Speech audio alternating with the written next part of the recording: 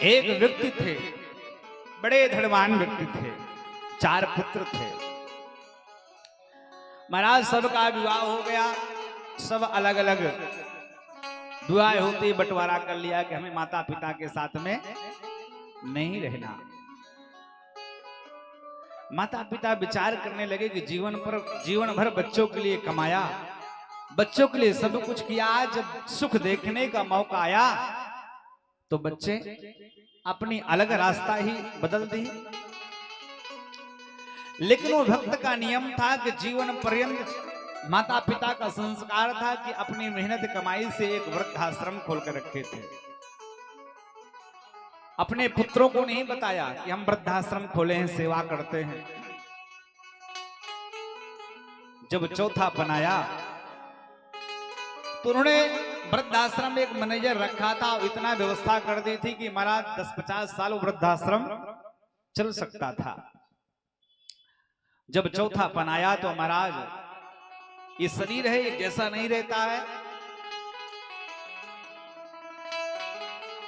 एक बच्चे ने सोचा कि कब तक इनके बुढ़ापे में सेवा करते रहेंगे, चलो इनको वृद्धाश्रम में छोड़ाएंगे तो पिंड छूट जाएगा। पिताजी तब भी नहीं बताया कि ये मेरा ही वृद्धाश्रम है।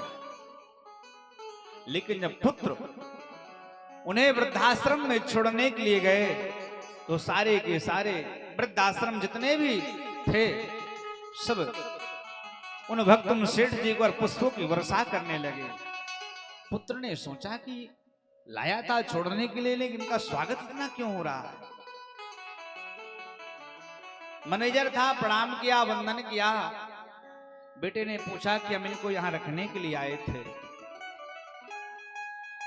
बोले ये तो मालिक हैं, हम तो सभी इनके सेवक, यही हमें खिलाते। बेटे को होश आया, अरे राम राम राम, एक हमारा पिता हमें पाल पोस करके बड़ा कर दिया, इस लायक बना दिया, और इतने वृद्धाश्रमों की सेवा अकेले कर रहे हैं, और हम 4 होते हुए भी इन 2 माताओं की सेवा नहीं कर पाए।